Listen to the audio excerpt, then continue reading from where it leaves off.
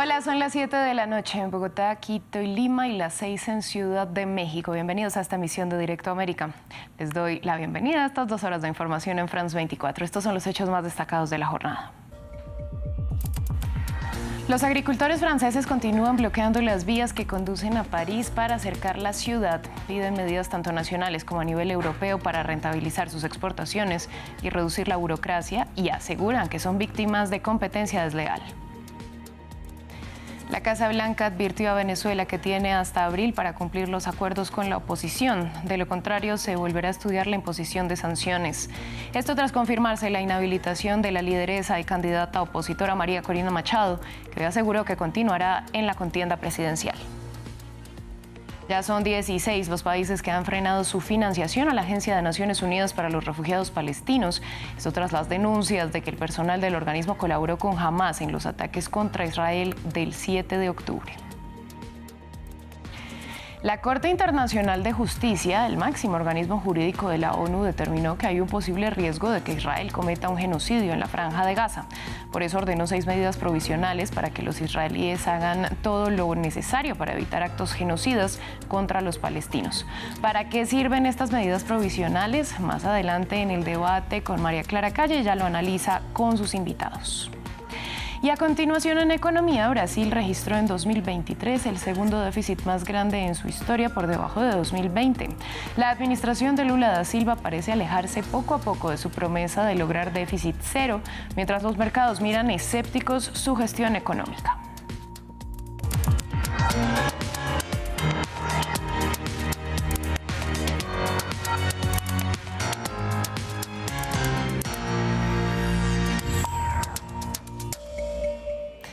Recuerden que pueden dejarnos todos sus comentarios con el numeral Directo América F24. Nosotros comenzamos en Francia, donde continúan los bloqueos de las principales vías que conducen a la capital.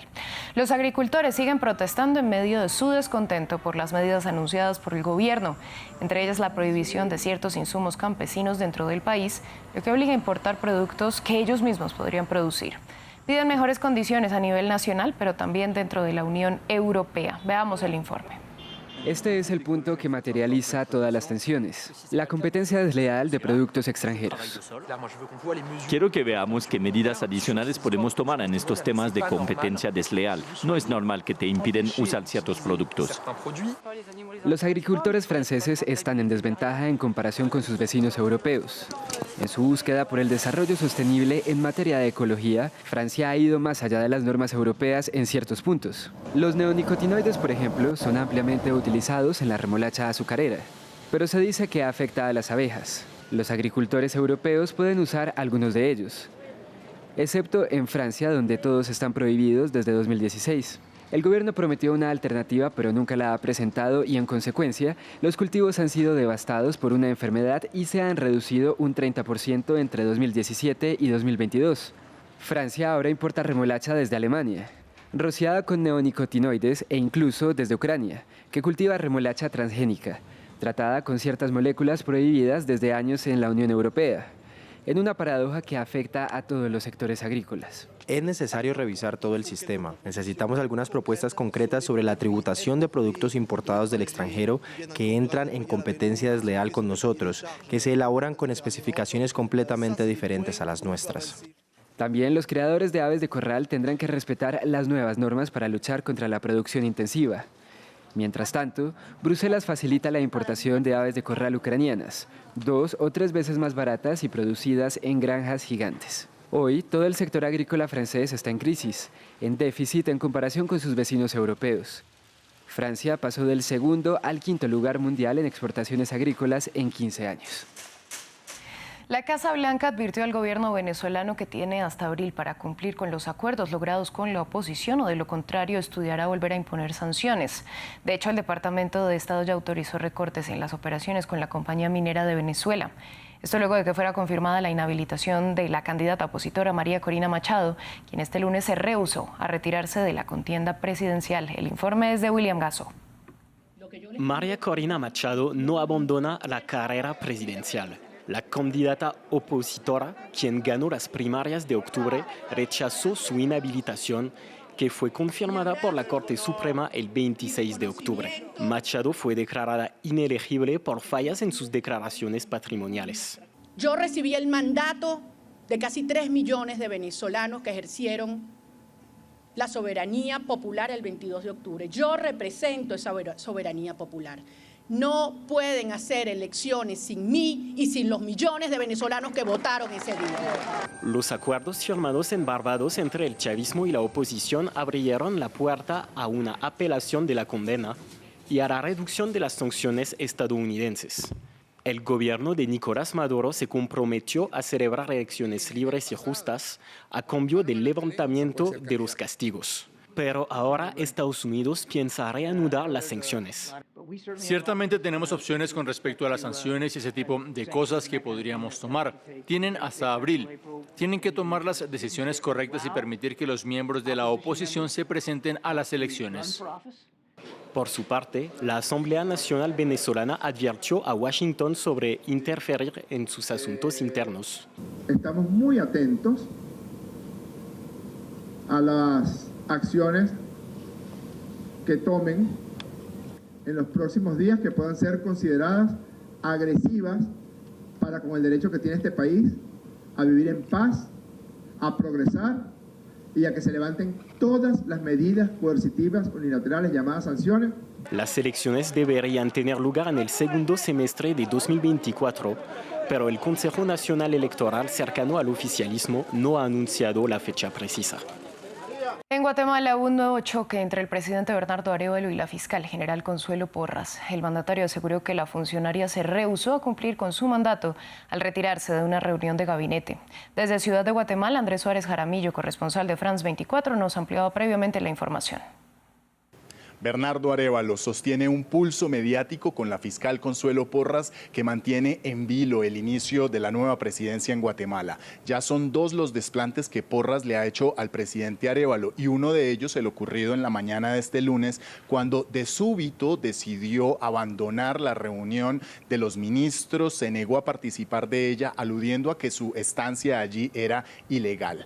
Porras es requerida por el presidente para que rinda cuentas por la gestión del Ministerio Público, una fiscalía que ha sido señalada por organismos internacionales como la OEA, como la Unión Europea, como el gobierno de los Estados Unidos, de instrumentalizar la justicia para perseguir y encarcelar a los opositores del ya finito gobierno de Alejandro Yamatei, y también de cubrirle la espalda a los corruptos.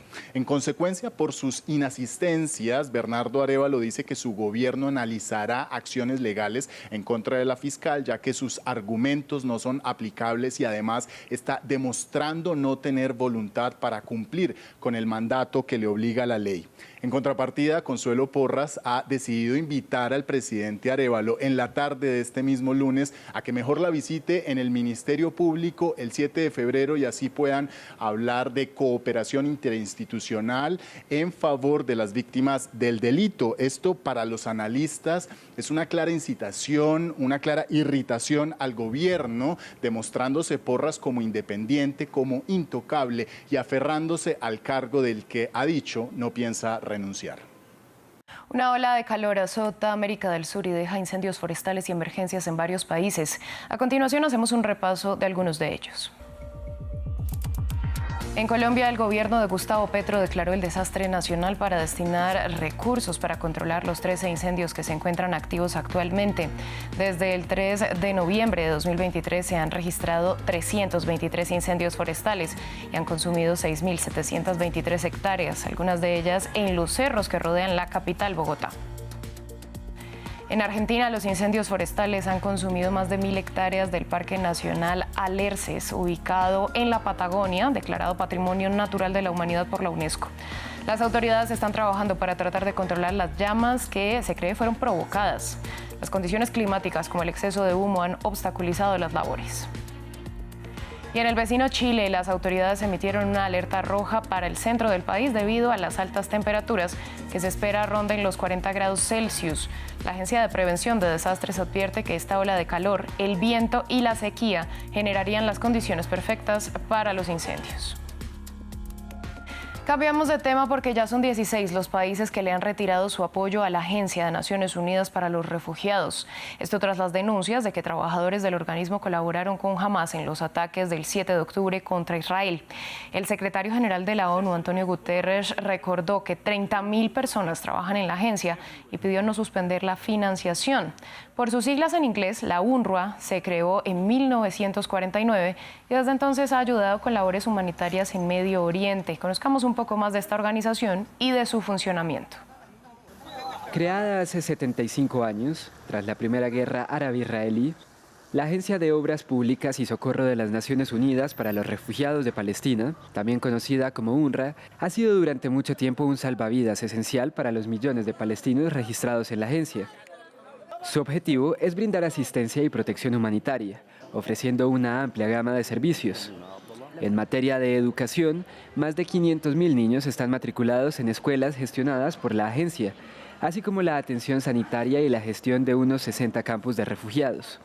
La UNRWA desempeña un papel crucial en la Franja de Gaza. 13.000 de los más de 30.000 empleados de la agencia trabajan en el enclave, repartidos en más de 300 instalaciones. La situación en Gaza ya era crítica desde el inicio de la guerra el 7 de octubre. Según datos de la ONU, de agosto del año pasado, el 63% de la población padecía de inseguridad alimentaria y dependía de la ayuda internacional, y más del 80% viviendo en situación de pobreza. Su financiamiento depende principalmente de donaciones voluntarias de países miembros de la ONU. En 2022, los principales donantes fueron Estados Unidos y Alemania, con más de $340 millones y $202 millones respectivamente, seguidos por la Unión Europea con $114 millones. Esto suma un presupuesto que supera con creces los $1.000 millones, casi 1.200 millones en 2022. Entre tanto, en la Franja de Gaza, al menos 215 personas han perdido la vida y otras 300 han resultado heridas en medio de los ataques israelíes de las últimas 24 horas. Esto cuando falta una semana para que se cumplan 4 meses de conflicto y cuando la ofensiva se concentra en el sur, donde, según estimaciones de Naciones Unidas, se han refugiado al menos la mitad de los desplazados internos. No obstante, Israel advirtió que muy pronto sus tropas entrarían en acción en el norte del país, en la frontera con Líbano. Por su parte, Hamás reiteró que no habrá liberación de rehenes hasta que Israel frene los bombardeos. Justamente del otro lado en Israel, decenas de personas salieron a las calles de Tel Aviv para exigir la liberación inmediata de los rehenes que mantiene Hamás.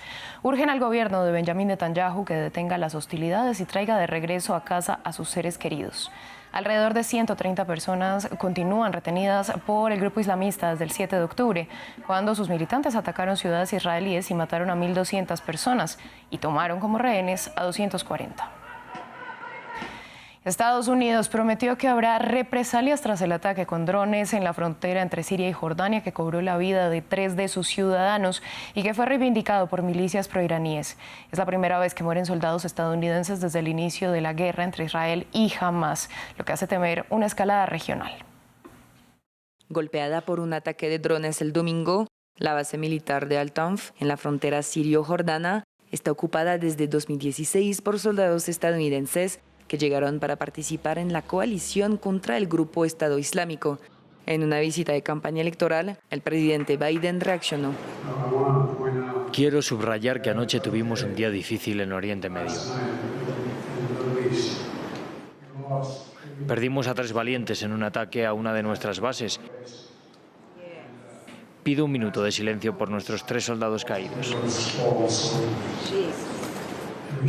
Y responderemos, que Dios los bendiga. Varias docenas de soldados resultaron heridos en la explosión, un atentado atribuido a grupos armados proiraníes de la zona. Los grupos de resistencia en la región no reciben órdenes de la República Islámica de Irán en sus decisiones de acciones. Si bien la República Islámica de Irán no acoge con agrado el desarrollo del conflicto en la región, no interfiere en las decisiones de los grupos de resistencia sobre cómo apoyar a la nación palestina o defenderse a sí mismos y a su pueblo contra cualquier agresión y ocupación. Desde mediados de octubre, instalaciones militares de Estados Unidos y sus aliados han sido atacadas 150 veces en Irak y Siria. Esta es la primera vez que hemos visto víctimas mortales entre las Fuerzas Armadas estadounidenses y eso no va a ser algo que esta administración o el Pentágono tomen a la ligera. Habrá una respuesta. Que sea o no un punto de inflexión hacia una escalada mucho mayor dependerá, por supuesto, del carácter de esa respuesta.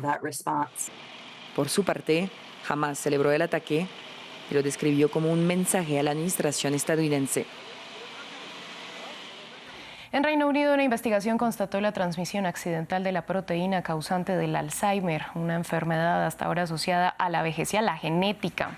El estudio verificó que 5 pacientes que fueron tratados con una hormona del crecimiento contaminada con la proteína beta-amiloide, proveniente de tejidos cerebrales de cadáveres y en desuso desde 1985, desarrollaron la enfermedad a pesar de no tener la edad ni antecedentes familiares.